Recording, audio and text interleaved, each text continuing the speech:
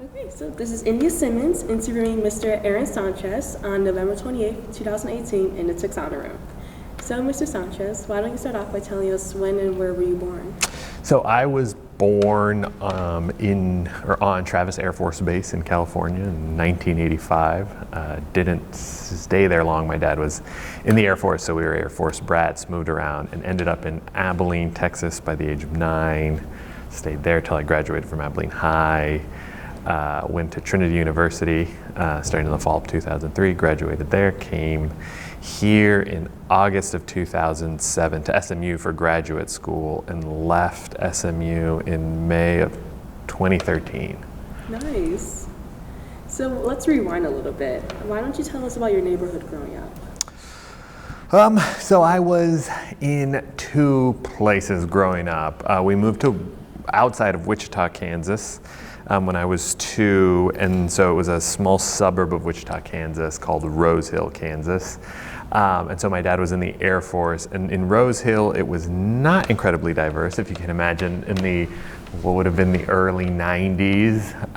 And I think in the district of Rose Hill, we might have been, my brother, sister, and I, some of the, if not the only, but if not a handful of the only Latinos at the time. But when you're, little, you kind of notice it, and sometimes you don't. And so one of the experiences is different is historically, right, you hear about lots of Mexican Americans, Chicanas and Chicanos talking about being very ashamed of eating their tacos and their Mexican food and having to hide, right? Like that generation coming out of the 50s and 60s. By the 90s, what we found was that my sister and brother and I were very popular because their food was like PB&J, and we were bringing Mexican food to campus, and so we would trade it away. My mom didn't let us eat much junk food, and so we would have tacos and stuff like that, and they'd be like, we want that, and we'd be like, all right, trade me your Doritos, right, since we couldn't get it. And so we found out we could do that. But it was fairly interesting in the 90s. I mean, getting sent to Rose Hill Elementary School with a thermos full of arroz con leche right, in the early 90s. And so that's where we grew up in Rose Hill there for a bit. And then my dad was transferred in 1994 to Dyess Air Force Base, which is in Abilene, Texas, out a couple, 2.5 hours from here. And so I was there from ages 9 to when I graduated from there. I guess I graduated from Abilene High in May of 2003? Is that right? Yes. And so Abilene was an interesting place. It was it was West Texas, and I think there the kind of racial dynamics shifted. It was uneven, and so I generally like to tell the story about, it was about the 4th or 5th grade, and so we're hanging out with me and 2 of my other friends, and so it's me, Mexican American, one of my other friends who is white, and then one of our other friends who's African American. His name was David, and David decides to break down the racial dynamics to us, right? And so he goes, I'll tell you the racial dynamics. And we're like, whoa, but we're also 10, so we don't know much. And he says, Mike, who's white, he goes, they like to call you crackers. Right?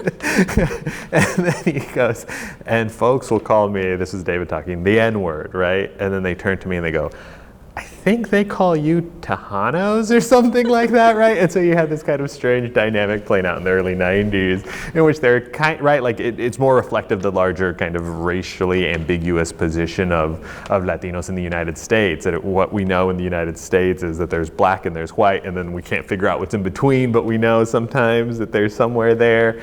And so you saw it playing out even as 10, and so you kind of see, that one was less politically charged. It was it was kind of funny, and it was kind of an entrance into this dynamic. And then as I kind of got older, you run into other things that you felt uneasy about, and it wasn't until college that I had kind of the vocabulary, right, the kind of ideological approaches to understand why I felt uneasy about those. And so I remember in the 8th grade, walking into class, and this was a group of boys that I had been friends with, and they're all snickering, and I kind of come in, I'm like, what's the joke? And they all kind of sniff, and they're like, nothing, hopper. And I was like, oh, what's that mean? And it was like, because you hop the border, you border hopper. And I'm like, I was born in California, right? Like, I didn't understand it, and they pestered me and pestered me and pestered me the entire class. until I kind of like cussed at them, and then I got in trouble. The teacher could clearly hear it, right, the entire time, but the second I cussed at them, I got in trouble, even though I'd been harassed for the majority of this class period. And so there were instances like that you kind of grow up with over time, instances where you're interested in a girl, and she comes back and says, "My mom doesn't like you because all Mexicans are on welfare," and you're just kind of like, "No, we're not," right? And so those small, both, kind of macroaggressions and microaggressions are something that were fairly common in Abilene, but I didn't know. Well, I didn't have the term microaggression at the time. I didn't understand any of these, of what was going on. I knew something was off till I finally graduated and went to Trinity University in San Antonio, and there was kind of a breath of fresh air. I mean, San Antonio is completely different than West Texas, right? And so it's a city that's 60% Latino. It has a long history of kind of a Mexican-American intelligentsia, and Trinity was kind of at the heart of that intellectual life, and I had some professors who let us read deeply into those kinds of approaches and things like that, and so I finally was like, whoa. Very nice. Will you tell us a little more about your family? Yeah, so my dad was born in El Paso, Texas in 1962. And my mother was born in Juarez, which is right across from El Paso, in 1960. My mother and her family migrated to El Paso in 1969. And so my mother, my maternal grandfather and grandmother's name, my maternal grandfather's name is Monico Herrera. My maternal grandmother's name is Josefina Herrera, and they had 9 kids overall from 1959, ranging from the first being born in 1959 to the last being born in 1980.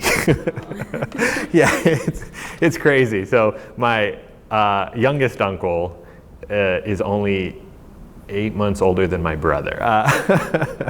So they lived in El Paso. My father grew up they kind of were similar. My father, eventually they ended up at the same high school, which was Riverside High School. My paternal grandfather's name was Lino Sanchez. My paternal grandmother's name is Carmen Sanchez. And then they came, when is it? So, Uncle was 60. I think they probably came about 1959 or 60, because all of their children would have been born in the United States. So my dad spent the first probably decade or so in El Paso of his life in the Segundo Barrio. And so the Segundo Barrio, the second ward in El Paso, is kind of a notorious part of El Paso and a really important historical community in El Paso, but it abuts the border. It's right on the border. But it was very poor. It's kind of one of the neighborhoods that very kind of poor migrants first moved to, and so he spent his time there at a period of kind of high crime, and so he has some stories. His father, my grandfather, dealt with alcoholism, and so that kind of exacerbated poverty and created problems. But he tells the stories of, as young as 4 or 5, him and his brother taking a small wagon across the border into Juarez to buy groceries because they would be cheaper. And so, right, like it kind of highlights this, that the border isn't a foreign place. It was a different moment as well, but also, I mean, what kind of 4 and 5-year-old goes in grocery shops? I have a 4-year-old, I can't imagine that. But it's close there. When they get into elementary school, he used to tell stories that they would see migrants. Their elementary school was very close to the border, and so when they would see migrants lining up, getting ready to kind of run across, and the border patrol would be there to try to catch them, and so all the kids would line up against the fence to see it. And when they took off running, the kids would yell, "Córrele, córrele!" Right? They're all Mexican-American, and they're speaking Spanish, like, "Córrele, córrele!" And they'd pick up rocks from the schoolyard and throw it at the border patrol agent so that the families could cross, right? They'd be throwing it at these agents. And so it was really close there, and he lived there. He also experienced kind of the tail end of the Chicano movement in El Paso compared to my mom's, whose family lived, it was still probably miles from the border, but kind of in a more immigrant neighborhood as opposed to kind of a working class Chicano neighborhood. So she and her family didn't ever identify with the term Chicano, and the Chicano movement didn't really impact them as much as, the Chicano movement took off in the Segundo Barrio in El Paso. And so my dad experienced a bit of that. Him and his brothers and sisters would call themselves Chicano. He used to have a denim vest. It was a denim jacket, but then he cut off the sleeves and then put a patch on it with a brown fist, and it said Chicano Power on it when he was 13. And so, he kind of interacted with some Chicano activists, not being a Chicano activist himself, right, but kind of saw it, witnessed it, experienced some of its themes of cultural affirmation and resistance, and to a sense of kind of, that kind of cultural affirmation and pride there. Eventually, my father and mother would meet in high school, Riverside High School, which again is called Riverside because it's so close to the border. They married after he joined the Air Force at 18. At 17, and then when he was 18, it was kind of like the second he graduated, went off to Lackland in San Antonio, did his training, came back, proposed, they got married, and then they flew off. He eventually got stationed in Travis Air Force Base for a couple of years. So that was kind of his experience growing up. Mother grew up those first couple of years in Juarez, and so my grandmother tells the story of before they came to the United States, they lived in a house that had no hot water, and so it had running water but no hot water yet, right? And so this would have been the early 60s, and in order to bathe them, they used to have to fill up tubs, warm them on the stove, put them down, those kinds of stories, wash clothes by hand, eventually were able to. So I think my oldest aunt, the oldest is Lupe, and then my mom's name is Cecilia, then my uncle's name is Monico, and then my other aunt is Connie. I think those four were born, possibly Tavo is the fifth, I think. Those 4 or 5 were born in Juarez, and they migrated across and lived in various houses. My grandma used to say they used to only be able to take 2 or 3 of the kids to find a rental house at the time, because if they brought all of them, no one would rent to them, right? Because there's too many kids. These are 1-2 bedroom houses at most, right? They were small. These are most of these would have been built. These weren't nice new post-war builds. These would have been built probably at the turn of the century. So you're probably thinking less than 1,000 square feet, 2 bedrooms, and you're going to fit in 5 kids and 2 adults. No one's going to rent to you. They eventually do purchase a house. And the story goes, they purchased it from unos hippies, right? Que se fueron a San Francisco. So they bought it from some hippies that I guess ran off in San Francisco. And so if they're migrating into like around 69 or so, right? Maybe it was the summer of love, or that might have been a little too early. But they said it because they had long hair or something, and they took off. But they eventually convert the garage into another. It's a 2-bedroom, 1-bath house. They convert the garage into a 3rd bedroom. But in the garage, they said it was painted in rainbows, and then bombs were falling in them, right? That was what it was. And so that was the story. They were like, sí, los hippies pintaron muchos rainbows así. And, right, bombs were falling. They didn't keep the decor. I never saw the rainbows and bombs, unfortunately. But they painted it and converted it. And so that was the house that they lived in, until I was after college, and then they moved all to the east side of El Paso, where upwardly mobile Mexican Americans move. So that was my family's experience, right? The question was family's experience growing up, right? If I didn't ramble on too much. That was perfect. And siblings, you mentioned 2, right? Yes. So my older brother was born in 1981. And so he's Andres Sanchez. My sister was born in 1983. Her name's Elisa Sanchez, and then I was born in 1985, and I'm Aaron Sanchez. And so, so growing up, it was all three of us. I was the youngest. I kind of followed them everywhere. And in fact, the first time I ever went to school by myself, right, like where my brother or sister weren't with me, was actually when I came to SMU for graduate school. I followed my sister through Trinity. If it hadn't been for my sister, I probably wouldn't have gone to college. Thank goodness that I have a great older sister who told me I could do all this stuff and kind of got all my stuff in order and got me here.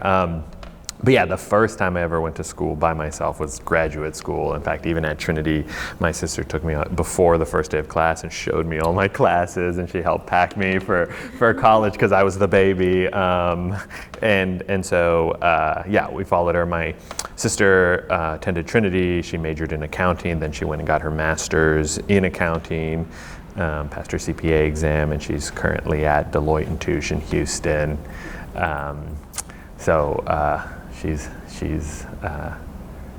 She's great. And then, my brother had started at UT Dallas. He had come out here and then didn't finish. He was a Hispanic Merit Scholar, though, right? Which is interesting of all of us. He was kind of the brilliant one, and I was. My mom joked that if you were to tell me one of my kids would have a PhD, I would never have guessed it was going to be you. Lovingly, I think, endearingly, just because I wasn't that interested in school growing up, right? So he goes to UTD for 2 years and doesn't finish, and now he works outside of Washington, D.C. doing computer networking as well, or that's kind of what he does. Very nice. So what was high school like for you? Interesting.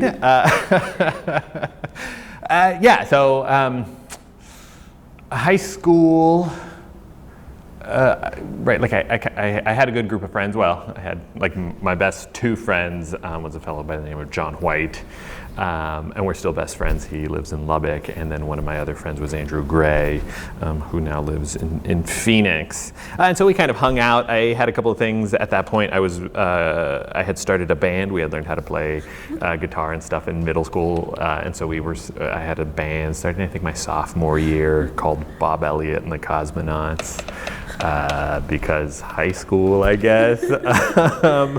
And so I was involved in the band. I played roller hockey. And so I was involved in those kinds of things. I had tried to write for the school paper at Abilene High, and didn't make the cut. They were like, would you like to try the yearbook? And I said, I guess. And then you had to sell ads, and I couldn't because I'm not a very good salesman. And so I kind of fell out of writing there, which is funny because outside of being a professor now, I'm also a freelance journalist. No,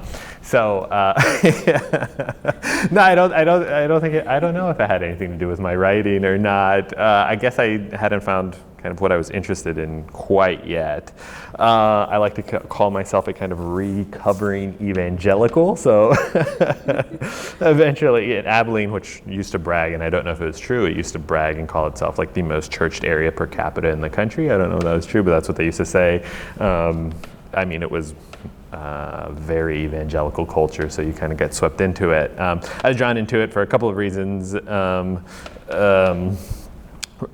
One being that churches needed bass players. I played bass, and so every Sunday, I didn't really have a denomination. I was whatever denomination needed a bass player that Sunday. So some Sundays I was Presbyterian, other I was Baptist, others I was Methodist, others Disciples of Christ, never Church of Christ, which is a small denomination but a significant one in Abilene, historically, and also because of Abilene Christian University. But they don't use music, right? It's all a cappella, so they will never need a bassist in theirs, and they vary too, the kinds of songs. So Baptists liked kind of old, not hymns, kind of like, if you're familiar with like All Fly Away, so All Fly Away, Old Glory, and so it's kind of, that's what Baptist. The Disciples of Christ were this particular one, but I think the denomination also were a little bit left of center, and so the pastor at this church that used to invite me to play had been a blues guitarist in Austin through the 70s and 80s, and so that was my favorite one to play with in high school because those guys could play, and it was a lot of fun to play with them. And so that's kind of what I did. As extracurricular activities, I did a lot of writing because I liked to write songs. There are things, football was big there, didn't much care for football. There were, right, so I think I had mentioned the kind of tension in West Texas in this kind of ambiguous racial position that Mexican Americans are in, right? That we know there's kind of white and black. And so there are various times, right, where I'd start going out with a girl and she'd say, my mom says I can't date you because all Mexicans are on welfare. Or people would tell me outright, like, my dad doesn't mind me dating you, but if you were black, and you're like, oh, so your dad's racist. He's like, no, he's not racist. And I was like, he just doesn't like black people. That's racist, right?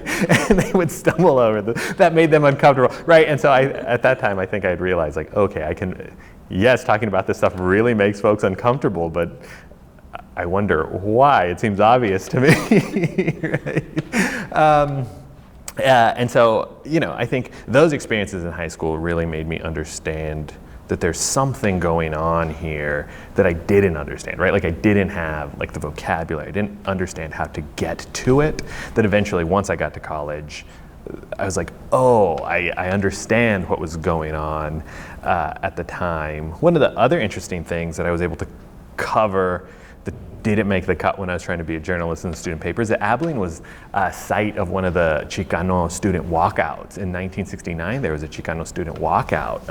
And so of Abilene High and various junior highs at the time as well. And so one of the teachers had asked me, or told me about it, and so I'd gone out and interviewed some folks, and so when I had first learned about that, I was like, why would Mexican American students walk out? What's going on here? Like, I had no idea. They were mad at something. I was like, clearly they couldn't be experiencing the same thing I am. I mean, that was so long ago.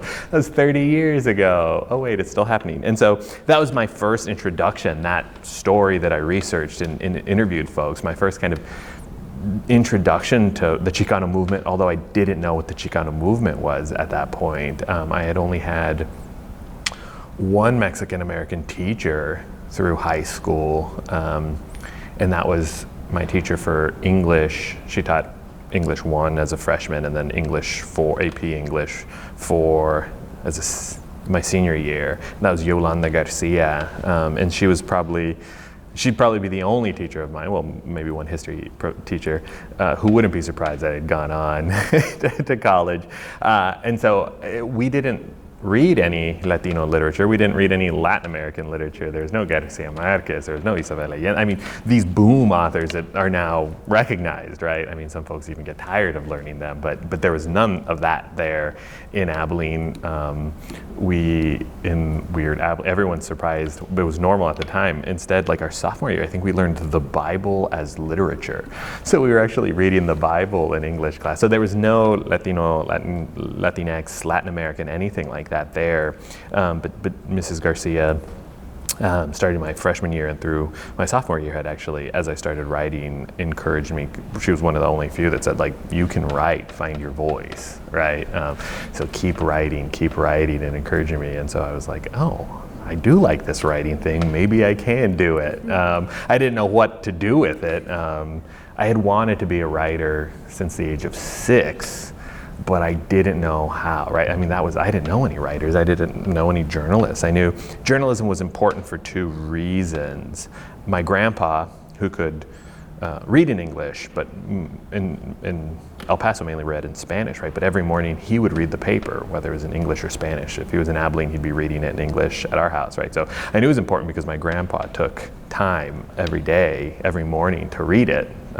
So I picked up the habit of reading the newspaper every day, but didn't know how to get to it. And then my dad every day in the evening would watch the news, right? And so in the mid-90s, I remember watching the kinds of things happening in the Balkans, right? So what's going on in Kosovo, and not understanding it at all. And so I knew that kind of stuff was important. At age 6, I had read a book on Jackie Robinson, and there was like a simple line, like, people didn't like Jackie because of the color of his skin, or something. I mean, it was a simple sentence, and it blew my mind, right? I was like, how's that possible? And I was like, if you can do that with words, this is important as a 6-year-old. And so I wanted to be a writer, had no idea how to do it. And so I liked writing, but I didn't know that there was anything to do with it. I didn't know that's what college would be. That's what history major would be, is writing. So I didn't know that I was actually more than prepared once I got there to write in college. And then when I got to college, I found out what a professor was. I didn't know what a professor was either. And so when I found out like professors get paid to write, I was like, cool, I guess I'll be a professor. But so high school was kind of uneven, and I mean, I don't go back much to Abilene. Although there's still some folks, I mean, I still keep up with my friend John and one of my friends, Tanner, and stuff like that, but no need to go back. And my family doesn't live there anymore, and so we weren't from there, so no need to go back. Will you tell us about your studies at Trinity? Yeah, so I had gone in, actually, I'd followed my sister. My sister and brother were both better students than I was. My sister actually had done a college tour. She organized it on her own. She had told Mom, I want to visit. And she'd been getting, my brother and my sister got letters from all these places, right? My brother as a National Hispanic Merit Scholar. My sister just with good grades and all that stuff. And so she'd gotten all this stuff. And so she set up a college tour in Texas for herself. And they went to Rice and Trinity and A&M, right? But kind of she said, we're going to do it. And so she knew about colleges. I don't know anything about it. And so she went to Trinity, and so she's a grade ahead of me. And so she left my senior year, and so then that's when you have to start thinking about it. And so I went and hung out with her, and they had some Trinity in Focus things, and they let us sit in a class, and I was like, this is odd. This is what college, like I don't know. There was something, once I got there, I was like, this is really cool. Like, you guys read this really interesting stuff, and you're talking about it, you're not being talked at. I want to be here. And so she was like, well, you should apply. And I was like, okay. I didn't have as good of grades as her, but it evened out. She had better grades. I had a little bit better SAT scores. So I got in, and she worked in the financial aid department. And so she knew weeks before I did that I got in, because she saw my name come across in preparing the financial aid offer for kind of them extending admission, but she didn't tell me. So I got to Trinity, but I had no idea what college was. I thought college is, well, I mean, we had before, up to that point, kind of one person in our family who had gone to college, my aunt, and she had become a lawyer eventually, and had done quite well for herself. And so everyone said, like, if you want to have a nice life, be like your tia Connie. And so I was like, I guess I'm going to be a lawyer, right? I didn't know what college was for. I didn't know what anthropology was, sociology, any of that kind. I certainly didn't know what Chicana and Chicano studies was. I didn't even know that word quite yet. I had heard it a handful of times. And so I got to Trinity and was just kind of taking random classes, because your first year you don't get great sign-up times, right? You can't register for all the classes you want. I didn't know what to do, kind of felt intimidated. It was the first time in my life I actually had to study, and so I remember my first political science course. It was like an intro, it was a survey to American political science, right? And I studied for like 8 hours for the thing, and I got a B+, and I remember being like, wait, no, I studied, right? And they were like, well, if you talk to your professor. So I go up to him, and I'm like, Professor, I studied. And he was like, okay. And I was like, but I got a B+, like I studied, how can I get this B+, right? And he was just kind of like, yeah, study more, right? And that's when I realized this place was different. But when I had gone to Trinity, I didn't really have any idea that I actually wanted to graduate, right? Like, really, I thought, okay, I'll try this thing. I kind of had applied and gone because I knew my mom would be sad if I didn't. My real idea was, I'll go there. San Antonio is an hour south of Austin. I'll drop out after a semester, and I'll go be a rock star in Abilene, or in Austin, right? Like, and then I'll become famous. Luckily, I didn't. What happened is I had another, for the spring semester, I had another bad registration time, and I could not find any classes. And so my sister, of course, I'm like, I don't know what to do. And so she was like, look, there's this professor that I took. His name's Arturo Madrid, and he taught a first-year seminar class. He's teaching the US Latina and Latino experience. If you go and talk to him, tell him you're my brother, and bring your pink slip, he'll let you in. And so you had to go to a professor's office. And I hadn't, outside of just asking my professor after that first B+, why I got a B+, I hadn't talked to a professor yet, right? was kind of intimidated. So I go, and Arturo Madrid was a kind of an endowed, not endowed chair, but he was an endowed professor, endowed humanities professor at Trinity, and he's since retired. But he was kind of a big deal. He had his own administrative assistant, his own kind of big office. And so I go and I introduce myself to the assistant, and she's like, well, have a seat. And so I'm sitting there and I'm nervous and I don't know what to do. And then he comes out and he was so pleasant and he shakes my hand. And before he goes in, I thought I was like, Melissa's brother has signed this, right? He's like, no, sit down. And he told me to tell me something, or to tell him about myself. And I ended up spending 45 minutes talking to Dr. Madrid. It was the first time, it was our first long talk and not our last, right? He was my mentor for the rest of the time at Trinity University and continues to be my mentor and kind of my model for both an academic and an activist and kind of a human being in general. And so that was transformative. After that US Latino experience class, there was no way I wasn't sticking around, and that's the reason I went to graduate school. And so the US Latino experience class was a general education class. It was kind of a general humanities class, and it had a bunch of stuff, but the first handful of books were history books, in which we read Carrie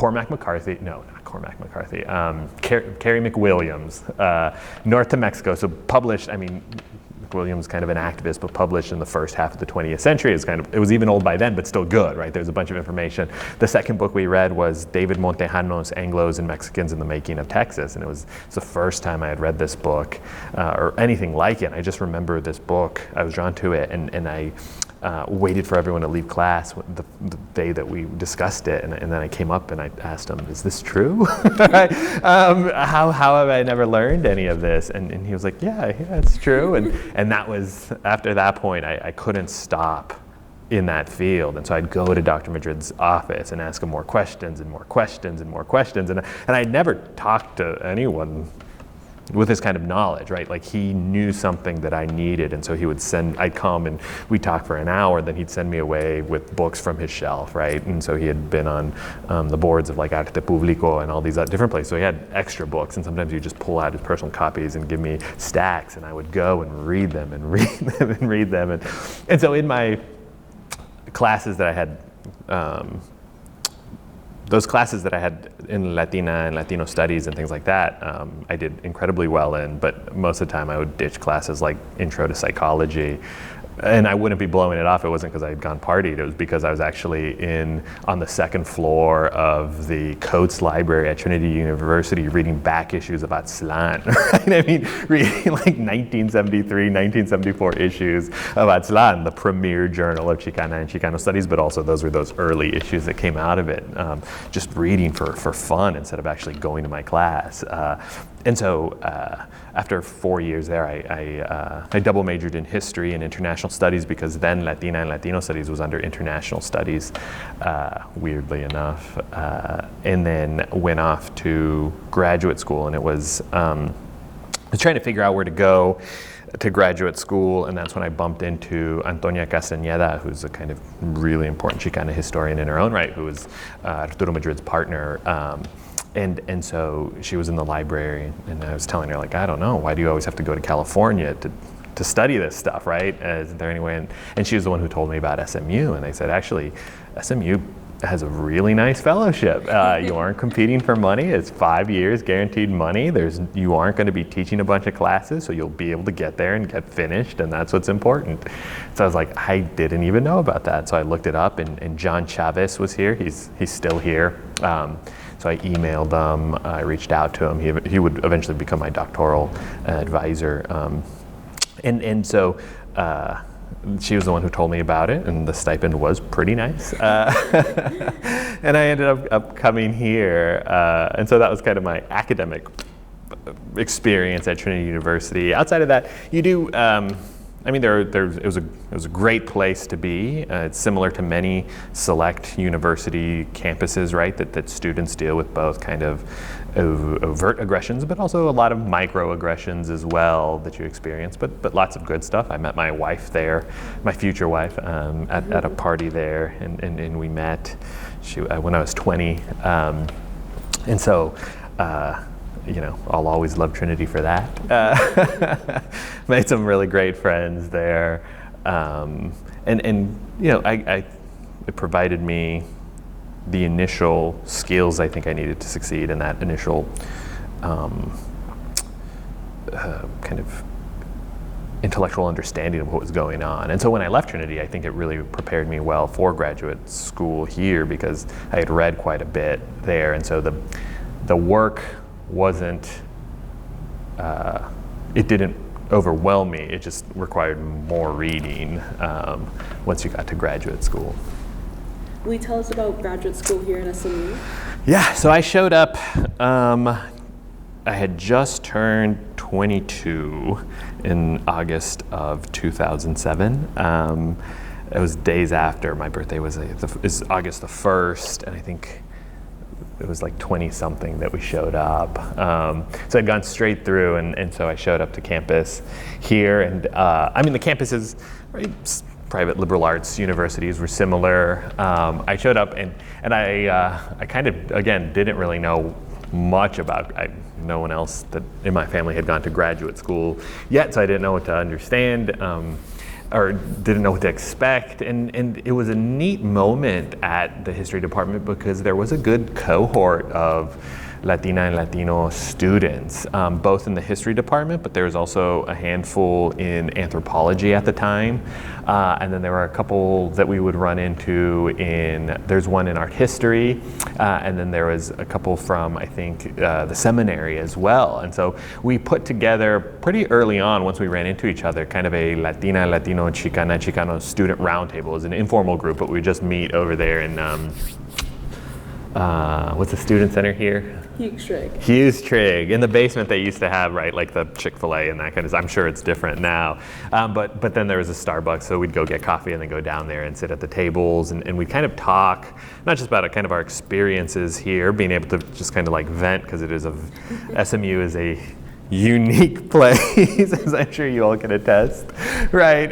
It's a little bit of a different culture, especially coming from, many of these students weren't from Dallas proper. I'd spent now 4 years in San Antonio, so Dallas was different. The demographic composition of SMU was different, and the wealth, right, surrounding the campus and this kind of community here in Dallas was very different than what any of us had experienced. And so it was kind of a mix of like just kind of being there for each other personally with all of these issues, but also being able to talk about the issues academically or intellectually that we were interested, that we felt weren't being addressed in some of the other classes. And so it was really neat, and a lot of those folks have gone off.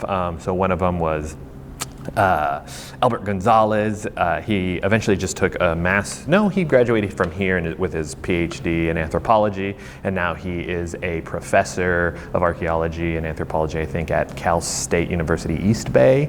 Gilberto Lopez ended up just taking, he started in the PhD program, ended up just taking a master's in medical anthropology here, got MPH, a master's of public health from the Johns Hopkins University, and then it ended up finishing up his PhD in public health at Harvard, and is now a research professor at the University of Rochester, I think.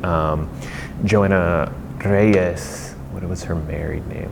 But Joanna Reyes started here as a MA student in art history, and then she's now a doctoral candidate in, I think, art history at UCLA, and so she'll be finishing up, right? And so there's this really neat little cohort. George Diaz finished here with his PhD. He's now a professor at UTRGV, and has his first monograph out. And so there was a really great cohort here for a time. That made it really kind of dynamic. You didn't feel so alien, which is strange given this, the campus and kind of graduate school, but there it was small enough where we didn't feel so alone in many cases. And so that was really powerful. Someone like Fernando Salazar, who was the coordinator, I think it was Coordinator Hispanic Student Services, I think was his title too. He was here, and he did a good job of kind of reaching out and helping, like, me and him worked to put together some events and stuff like that. So we had a couple of we had a couple of readers come in well, I was here, and then the SMU Latina and Latino history was kind of his idea that he reached out to us, and so again he provided kind of another forum there for us, and so it wasn't as alienating as it could be, although there were times where, I mean, by nature, graduate studies kind of right, you feel kind of isolated and lonely, but I think some of it was mitigated at times. There were, and I think it helped too, the department, the history department's PhD mainly focuses on kind of the transnational Southwest, kind of New Spain, borderlands, that kind of stuff. And so the topics also were kind of fit into my field. Although there was, I mean, there's a bit of clashing. SMU had been central in the creation of what was called New Borderlands history, and so still to this moment, it's connected to that kind of movement and is associated with it. There's some clash between the kind of overlap and of New Borderlands and Chicana and Chicano history. And so one of the first, I wasn't here quite yet, but it was recounted to me both here at SMU and at other Chicana and Chicano studies conferences. They held a kind of conference, a symposium for this edited collection called Continental Crossroads, which I think came out in the early aughts or the late 90s. And so they were talking about how important this New Borderlands history is. And Emilio Zamora, who was a professor at the time at the University of Houston, he's now at the University of Texas, brought up a contingent of, he came and brought a contingent of graduate students up from the University of Houston. And he's hearing all these folks theorize about New Borderlands and how important it is. And what he's recognizing is kind of those New Borderlands are primarily white scholars from, right, kind of the Ivies. Yale was behind it, but so it's like these kind of essentially white folks. And so he raises his hand and he stands up and goes, "Is this what the New Borderlands history is? White people writing about Mexicans?" And it was very controversial, right? And so when I was told that story here at SMU by professors, it was a very, everyone was like, "Oh my gosh, no," right? Like it was like, how could Emilio even say that kind of thing, right? Like that's not, and as a Chicano student here, I was like, yeah, he's got a point, right? Like, and then when you'd hear that story in Chicana and Chicano Studies conferences, all the Chicana and Chicano scholars were like, yeah, Emilio. Good thing Emilio said that. I don't think that issue has been resolved, and that kind of, I mean, it's still a pressing issue in the field, certainly, of New Borderlands history. And so, I mean, that was one of the stories I was told from both sides that I thought highlighted the kinds of issues in the PhD program, the materials that we covered as well, that extends into job placements and presses and all that kind of stuff that's wrapped up in a whole other series of issues. What were some of the other issues you came across during your time here?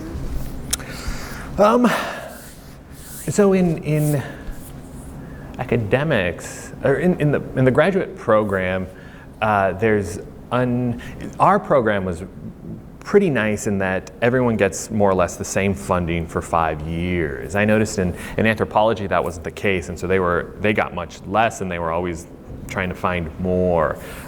We got a guaranteed 5 years. When I came in, I think it was $15,500 or $16,000 a year, and it kept going up each year as kind of a cost of living adjustments. And so that's not a huge amount, but it was comfortable for one person to live on at the time. And so that kind of issue of funding wasn't as pressing for history students. It was an issue for, I think, anthropology of some of those students. Trying to push back in some cases early on with the kind of New Borderlands thing, I remember looking at many of like the bibliographies of some of those books and finding key Chicana and Chicano scholars missing from some of those, and asking about them was one of the ways that I was trying to deal with that issue. But it wasn't the most pressing. I mean, that was more of a professional issue. There was one time in that student roundtable, there was an anthropology student who asked if she could come, and I think one of the people she asked just didn't really want her to come, but instead of saying like, yeah, I don't really want you to come, he said, oh, it's only for Latino students, and she was white, and she got incredibly mad, and we ended up bumping into each other at a bar later, and after a couple of drinks, she was kind of very upset. She had been seething on this since the afternoon, and so finally after a couple of drinks and late into the night, she kind of screams at me, because I think he had said that I don't want white people there, which I had never said. I didn't even know this had happened, and she screams at me, like, why don't you like white people? And I was a bit flummoxed, caught off guard. I didn't know where this statement was coming from, and I kind of felt like thrown off guard, and I was like, my best friends are white people, right? Like that kind of, I felt like I was stuck there, which is kind of true, right? I was like, how can I hate white people? I'm engaged to a white person, but I didn't say that. And so that was one of those issues where those kinds of politics or those tensions kind of spilled over, although I think that was lack of communication on one part, because I was like, no, but I thought, so the colleague who had said that to her, I was assuming he might have put it on me because he did want to keep this kind of a safe space where we could air out all kinds of things. And so I was like, I wouldn't have used those words, right? But in some cases, given our context, given our circumstances, given this location, I could understand why some folks would want to keep this, kind of a safe space in which Latinas and Latinos in this area can air out what they want to. And it had come out like, I hate white people, in her understanding, which later on, we were okay, right? We were able to kind of discuss it better and come to an agreement of sorts. So there was that position, or that kind of experience there. Anything else here? Kind of personally, it was a change in seeing the kind of affluence of the area. In SMU, you hear, right, the kind of stories. One time there's you overhear cell phone conversations at the time, and there's a girl who was complaining that her parents were being so mean and had cut her like allowance to only like $3,000 a month. Right? Imagine the horrors, if you could imagine. And so we remember that kind of thing being like, what? Those things were kind of interesting to think about, given a lot of these right, given kind of where we were coming from, to come here and see that some people, right, like we saw how the other half lived, right? We had grown up a certain way, and now we're seeing how the 1% live. And so that was kind of interesting to see for the first time, and then eventually you become almost desensitized to it after living in Dallas for long enough.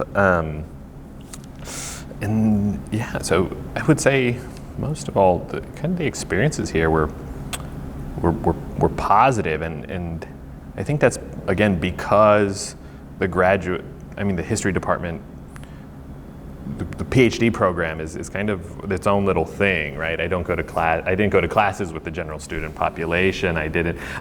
To this day, if you ask me where some buildings are on campus outside of like Dallas Hall and the library, I'm like, I don't know. Right? I never had to go there. I didn't have to go to any other place other than Dallas Hall to take classes. I didn't have to go anywhere other than like the library or maybe Hughes Trigg. Outside of that, yeah, I have no idea where anything else is, and so just kind of studying with those folks worked out. And for a long time, SMU was really good at producing Latina and Latino PhDs, and they still have a pretty good track record. The first being Jose Ramirez, who's since published a monograph, and in fact, it might be a decade old now. He published, he was the first Latino student, and he teaches down in Laredo, and George Diaz, Eduardo Morales, Carla Mignola eventually got her PhD, me, Ruben Arreano. There's a couple in kind of the pipeline coming out of, what's Joel's name? going to blank on it. And right, so it's done quite well in recruiting and producing Latina and Latino PhDs, and so I think that's outstanding, right? I think that's a testament to the department. It's one of the strengths of its department, and it's also, I would say, a testament to advisors like John Chavez and the faculty in the history department, that they're solid and they get people through. That's nice to hear. Were there any weaknesses you saw? Weaknesses?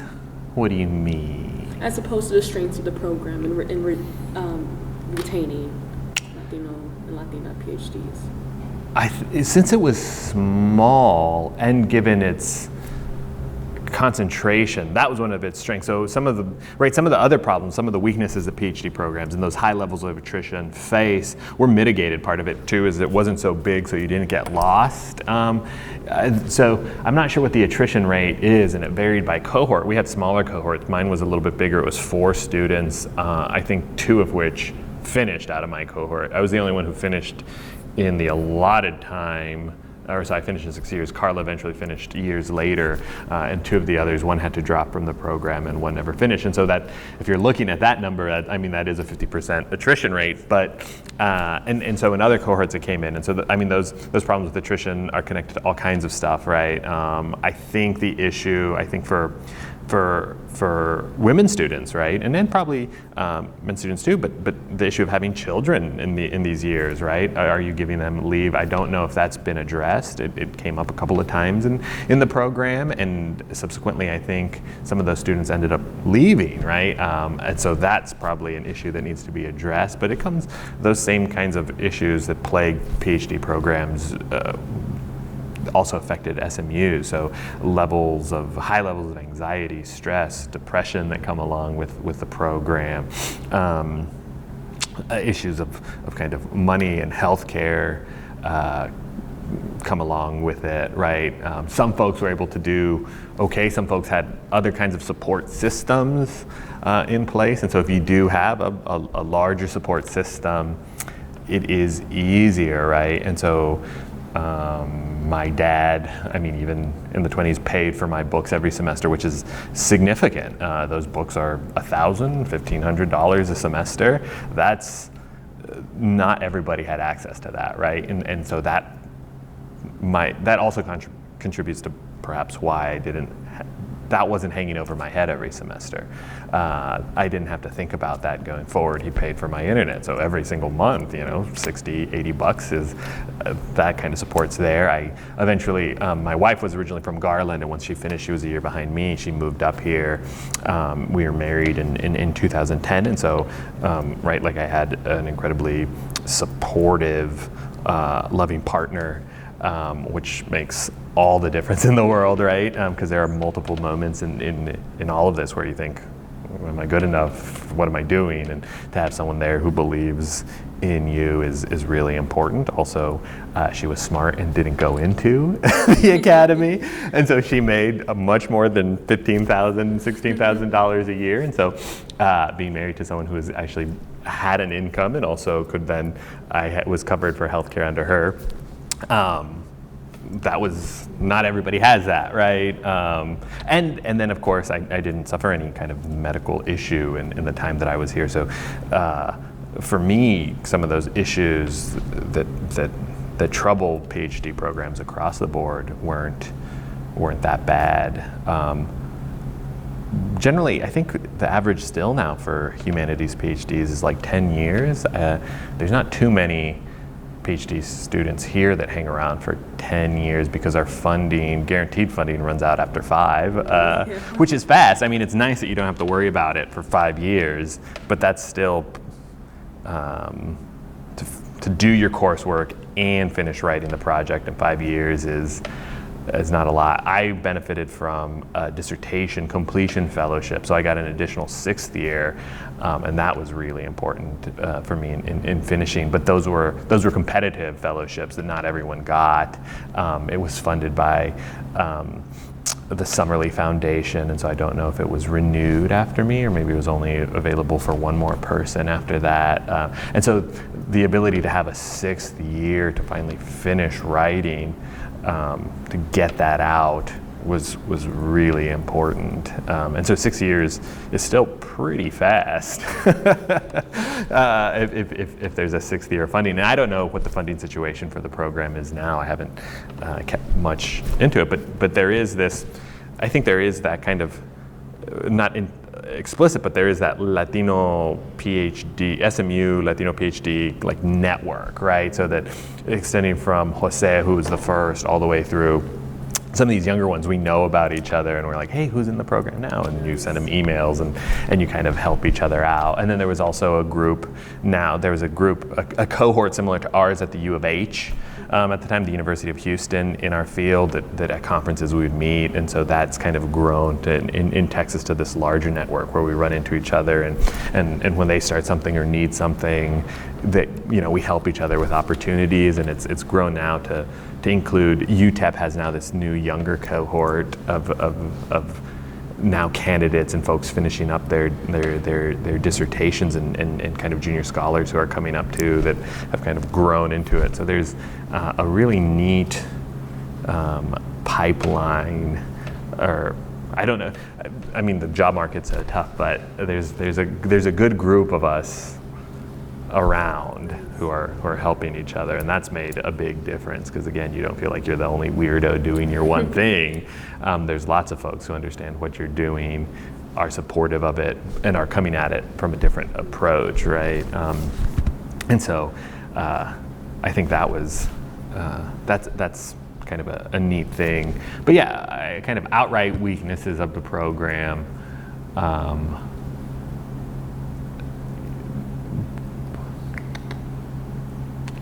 Probably some I'd only share on camera. But yeah, not too bad. Nice.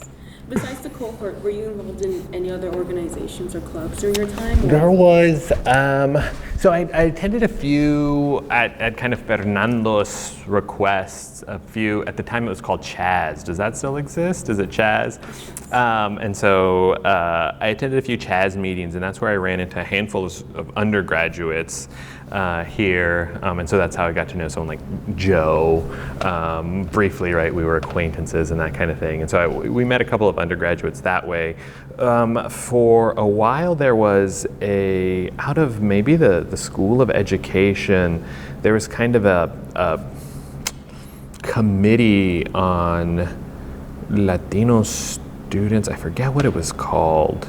I'd have to go look it up. But there's a small committee of folks that they had pulled together looking at like Latino student success, and I think it was based out of the School of Education maybe. And for a while, Dean Bowen was here. He's since left, but he was, I think, was he the dean of the School of Arts of Meadows? He was in Meadows and was high in administration. He was part of it, and a couple of folks, and they had asked Carla Mendiola and I to sit in on that, trying to see how I think SMU could work to contribute to kind of more student outcomes. But there was nothing really kind of hard and fast that came out of that committee there. We had that kind of informal round table that we had. But at that time, right, graduate school is so demanding. There were you didn't really have much free. I guess some other folks could have free time to go out and join more organizations. At that time, I just wrote and read. Will you tell us about your research here? Yeah, so when I was here, I got here and I had left Trinity with a whole bunch more questions and really wasn't sure what graduate school was, but you could write and they would pay you. And so I thought, what the heck? And I liked reading a bunch. And so the project changed over time. Eventually, I came across a project that kind of fit at the intersection of literary, cultural, and intellectual history. And so I was looking at this idea of belonging in the 20th century and how it changed over time, given these larger structural changes of economic changes, political changes, the rise of the importance of citizenship, and so how that kind of informed, transformed, changed, disrupted the ways in which the ethnic Mexican community, primarily in Texas, was understanding belonging. Where do they belong, right? Kind of culturally, politically, existentially. And so it was really fun in that I got to read in a bunch of different places. And in fact, most of the places I presented aren't traditional historical conferences. Most of them are literary conferences, because so many of my sources were literary. And so in these newspapers coming out of the Mexican Revolution in places like San Antonio, they would publish poems and stories and jokes and all this kind of stuff, but within them are these ideas, right? That's kind of what cultural historians are looking at, right? What are the ideas embedded in these? And so I was able to kind of dive into this exile poetry, this exiled Mexican poetry of the early 20th century, and get at some of these ideas changing between homelands and nations, and the meaning of patriotism and citizenship that were all showing up in these poems, and how that influenced other ideas in many cases. And so most of the time when I'm at those conferences, folks are surprised I'm not kind of a new historicist, a literary scholar. They're like, oh, there's a job in the English department. I'm like, I'm not that, right? So I don't present at too many traditional historical meetings. And then kind of historians are surprised when they find out I'm a historian, because they're like, well, you do read a lot of poetry. Yeah, and so I was able to read that kind of poetry, and then got to dive into kind of the poetry of the Chicana and Chicano movement, which had, since my undergraduate, I mean, that was what kind of drew me in, those cultural productions of the Chicana and Chicano movement as an undergraduate just blew me away. And so able to like get back into that in graduate school, I was like, these things are clearly connected. And so I was able to kind of put these ideas together and understand the larger context and how they evolved in the 20th century. And so my dissertation was titled, I'm going to forget my own title, my dissertation, from, I think it was From Mexico de Afuera to Aztlán, Homeland Politics, Belonging and Citizenship, something like that. And then right now it's under review at the University of Oklahoma Press. So hoping to hear back in December-ish from that. And so it worked out. SMU provides great kind of funding. I was able to secure a research grant from the Recovering the U.S. Hispanic Literary Heritage. It's at the University of Houston, and so that area itself is at the University of Houston. So I was able to get a $5,000 research grant, and I was able to travel to Houston to the Recovery Project. I was able to travel to UT, and so I was able to go to the Benson and use all their libraries there. I was able to go to UTSA and look at some of their documents and archives there, all on that research project. And then at the same time, the Recovery Project had worked to digitize a huge swath of their collection, and so then SMU purchased access to that database, and it was all keyword searchable as well, right? Which makes it really easy and really great. Now, not every institution has that, but SMU was able to get that, and it made it that was nice, because I could do that kind of research from my desk, from my computer, that kind of stuff, as opposed to having to go and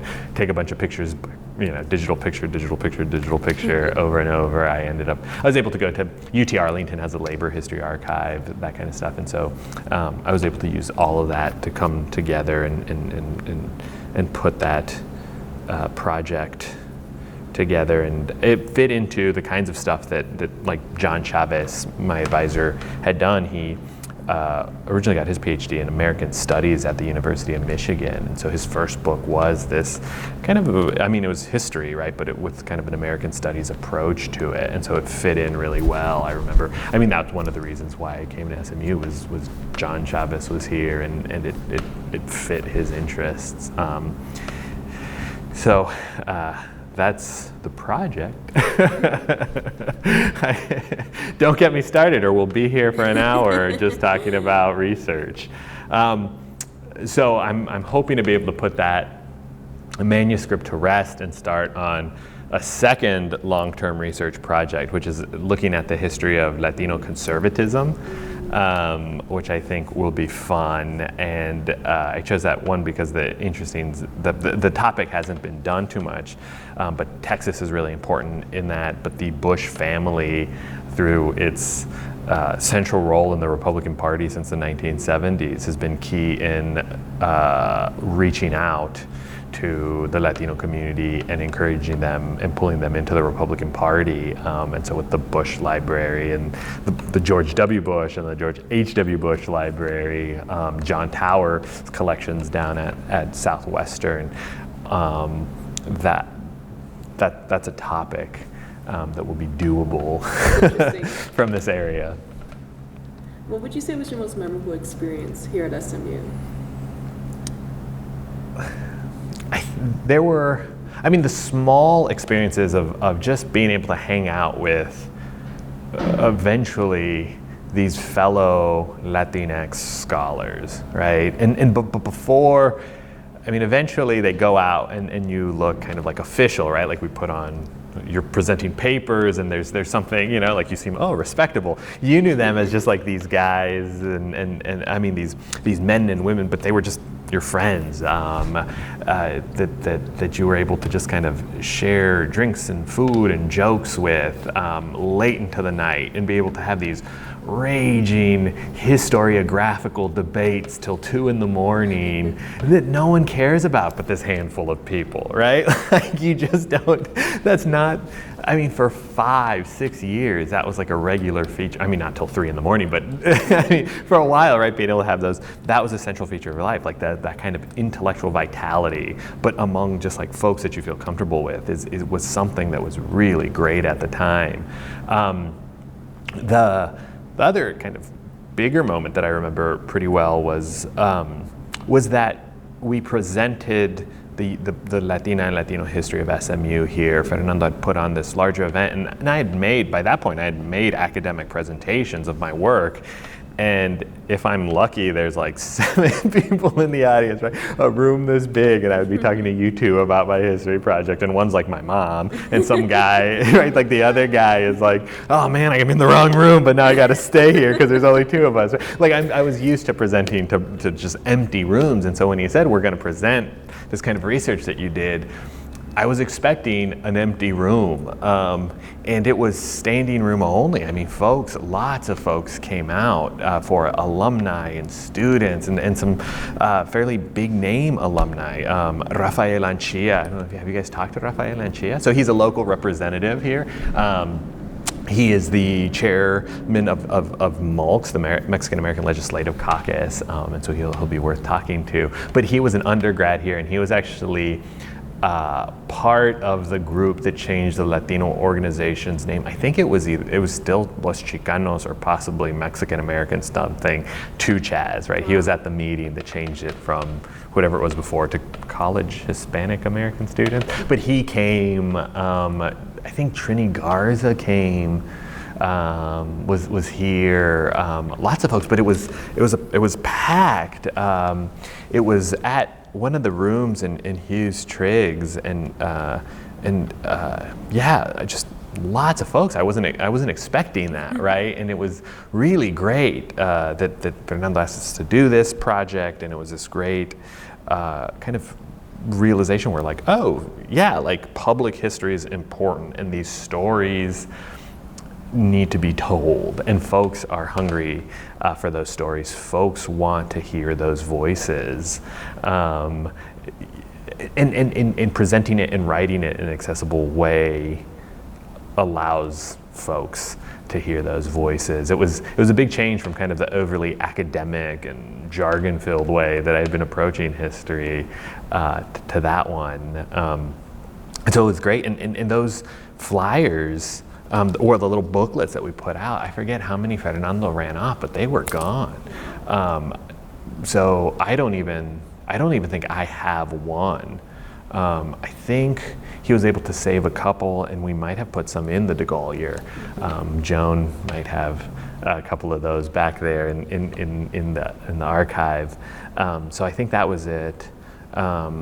also hearing the great, in that process, learning the really interesting history of the Latina and Latino community on SMU's campus was cool. Like, you felt part of this really neat continuum. And so going back to sort of those earliest students, but coming through like the Chicanos on campus, Los Chicanos, and they were bringing folks they brought the Teatro Campesino, which was this really important Chicano theater troupe from the Chicano movement.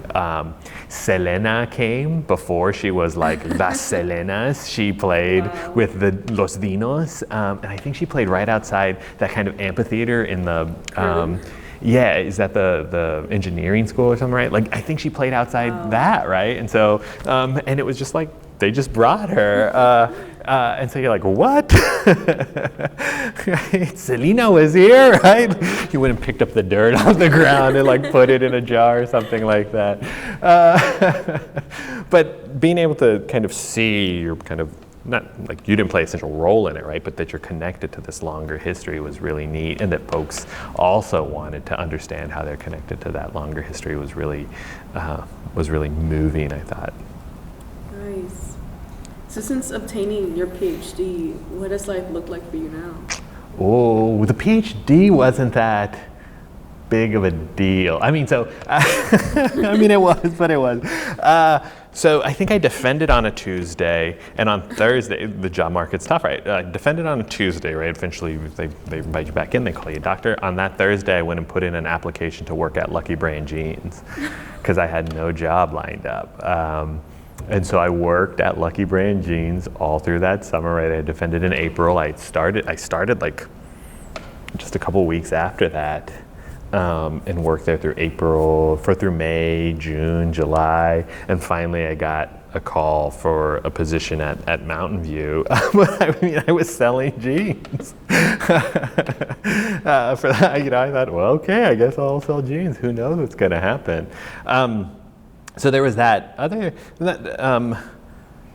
So yeah, life with a PhD is kind of interesting. Not too many folks understand what it was outside of these kinds of spaces. So my mom, after I finished coursework, every single day she would call me or talk to me. She'd be like, "Ay, mijo, did you go to class?" And I'd be like, "No, Mom." She didn't understand what dissertating was. But every single time, most of the folks in my family was like, "Oh, so did you go to class today?" And you're like, "That's not what we do anymore." Like, I'm writing it, so they don't understand it. I've published some academic things, and kind of my parents are proud, but I mean, no one wants to read that, right? Like, and so I give copies to my dad. It's once I started kind of freelance writing and writing for a bigger public has been, I would almost say, more rewarding, because folks are actually reading what you're writing. And so those articles, more than just academics read. More folks have read what I've written for Latino USA or for the Texas Observer or for Sojourners than any of my academic writing.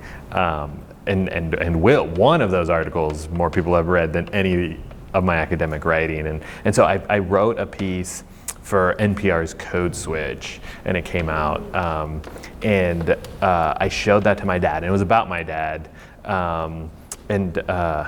And so it was about kind of racial microaggressions, and so I wrote about this experience I had at Trinity when he had come to visit, and so I kind of showed it to him, and it was NPR. My dad had been listening to NPR since I was little, and so that was something he recognized, and that was the day we had gone to, my aunt and uncle were celebrating a wedding anniversary, a big one, and so they had this big party, and so he was going around saying, like, "This is my son, like, he writes for NPR," like that was something that he was proud of, like, that was something real, like that was probably the most proud I had seen him, because I think he understood what that was, and he was able to read. It was only 350 words, right? This little thing, but you know, that was probably one of the more rewarding aspects. But I think that all of that is to say that I write not as a trained journalist. I write as an academically trained historian, but I write. So I'm informed as an academically, right? Like, I use my training as an academically trained historian, but I don't write like that when I write those pieces. And so I bring the really important tools of history, of context and perspective, to bear on these issues, which are so important, right? Like, historians, what I've learned is we got to get out of those out of this ivory tower, because we need it. We need historians in nearly every aspect of politics and life and writing, because we have that training of context and perspective. And so if you have not just more people in those areas, but citizens in general and people in society who have those tools, I mean, an absurd phrase like "make America great again" doesn't catch fire like it does, right? Because historians will be like, when? Well, that's great, right? Like, you all trained in the liberal arts and the humanities and in this kind of really great kind of liberal arts education, have those skills to say, wait a minute, right? Like, let's dissect this clearly. Like, who do you mean by America, right? Like this, let's unpack this. If we had folks really steeped in that kind of education, that stuff doesn't catch fire. That stuff doesn't win folks over. It's only in a moment in which the humanities and the liberal arts are being denigrated, are saying they're useless. Let's train everybody in engineering or STEM or something like that. Like, those things are important, but have you read some historians or some engineers writing? You still need these other skills as well. So yeah, I mean, life with a PhD looks not as interesting as you. I mean, you just have a regular life now. More so, I have 2 kiddos now, and so I mean, my life looks like a pretty average, boring suburban dad's life of going to soccer and going to dance class and telling them I love them with every chance I get, right? That's kind of what it looks like. And then other than that, I get the chance to sometimes go to conferences and present, or be able to squirrel away time to research academic things, or to be able to write things for wider audiences. So, I mean, writers' lives, academics' lives aren't that interesting. I don't know. We're no Goodwill Huntings, or I don't even know. There's nothing too exciting about us. At least not me, I guess. Do you remain involved with SMU in any way? You keep some of your connections. So folks that you worked with in the department still will write you letters of recommendation. Being in Dallas, SMU is, right, the kind of intellectual hub of the city. So important speakers are going to come here, important ideas are going to come out of here, and so that does keep me coming occasionally, right? So the Latino Center for Leadership Development has paired with the John Tower Center and puts on policy forums, so that brings me back here. When I need a book, right? That brings me back here, right? Having the de Gaulle, you're having the kind of real library that SMU has brings me back here. Having the access to kind of the databases that SMU has brings me back here that not every university in the area has access to. So that kind of stuff brings me back here. Like your connections to, like I said, like the Latino PhD students who are coming up and through.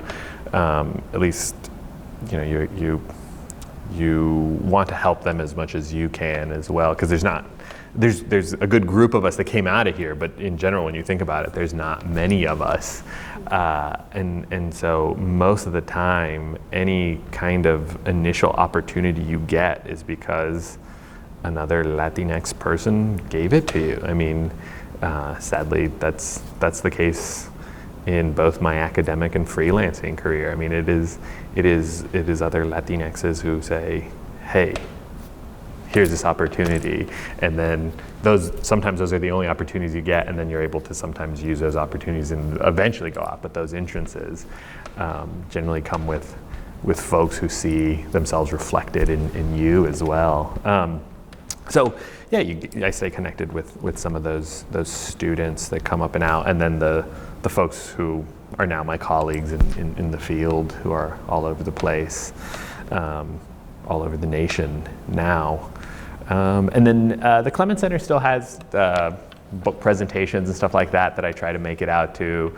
Sometimes I have classes now, so I can't make it out to some of their brown bags, although I might want to. And then in the evenings, sometimes I have things for kids, but I can't. But those are the ways that SMU pulls you back in. And sometimes it's nice just to come back and like take advantage of like the campus, just like walking around, right? You take it for granted. I mean, I certainly did, coming from Trinity and then going to SMU, of being surrounded by a beautiful campus. If you stay your whole life in small private liberal arts places, you will. But not every place is like that. So sometimes just walking around, not when class is in session, right? Because then there's too many folks. But if you come in like the summer and just get to walk around or something like that, it's nice. It's peaceful. The kids enjoy the fountains and running around them. So that's the way I kind of stay connected to SMU. Do you have any regrets at all?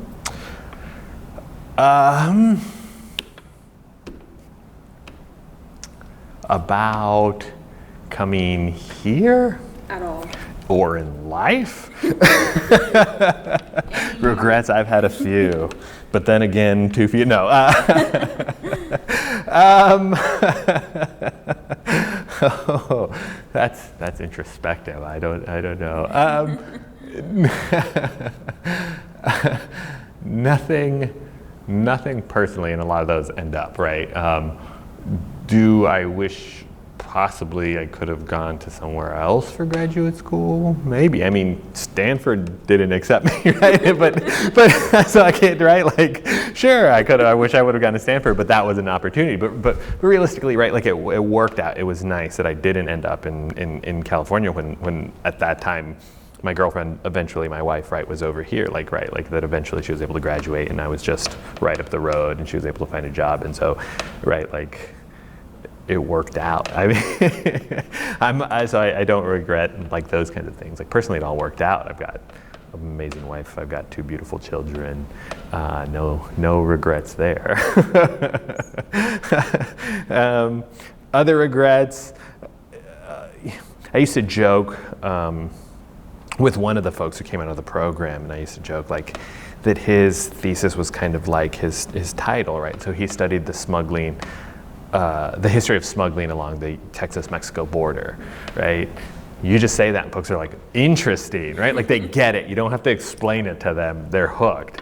I joked, that's what I should have done. I shouldn't have written some esoteric intellectual history. I should have done something where like the title or the subtitle is it. That's like the one regret, but I liked my project. I joke like I should have just done like Mexican Americans in the Great Depression, right? Like, and studied like how many were in the CCC, how many were in that kind of stuff. Like that's not, I mean, that's good work. But it's kind of a straightforward, plain, dry social history where I don't think a lot of that's been collected. And so that's not cutting edge, right? You're not breaking any paradigms or anything like that, but that thing gets published and cited over and over and over and over and over. I didn't do that. I wish I had, but but I like my project. I mean, something like that. Everyone has regrets on that kind of thing, and I'm hoping that this second project, the history of Latino conservatives, does that, right? Like most folks are like, I get that, I understand that. So I'm righting the wrongs. Well, is there anything at all you feel I may have missed that you'd like to further discuss?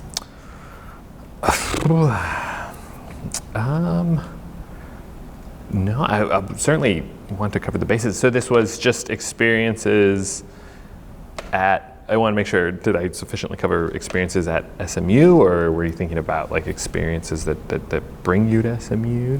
More so at SMU. Yeah.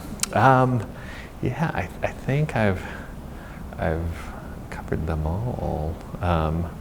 But yeah, I mean, I think given the kind of, I think, stereotypes of SMU, which it lives up to in some ways, my experience did differ from some of those stereotypes. I was able to find groups of Latinos and that were spread across the different schools. Outside of that roundtable, there was also an intramural soccer team that one of the folks in anthropology had put together, and we jokingly used to call it El Sueño de Bolívar, right? Bolívar's dream, because it was people from Argentina and Mexico and Chicanas, and right? Like it was everywhere. We were all on this kind of soccer team. And so it was everybody, and so yeah, I mean, we kind of bumped into lots of folks, and so yeah, I mean, my experience here at SMU was enjoyable, and I don't think as stereotypical as one would think. I did like. Do you guys remember the show that Cristela put on? Right, that was only around, I think, for a season or two. Cristela Alonso's show, in which she was a law student at SMU, in her show that was based in Dallas, and so they got it wrong, but I was like, that's not how my experience was, Cristela.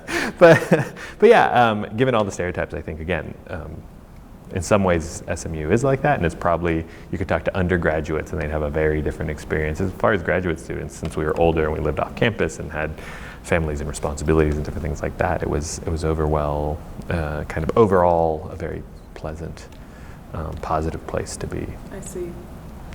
Well, thank you so much for your time today. Thanks. This was great. This was a really great interview. Well, thanks. Hope I didn't ramble on too much. No, it was perfect.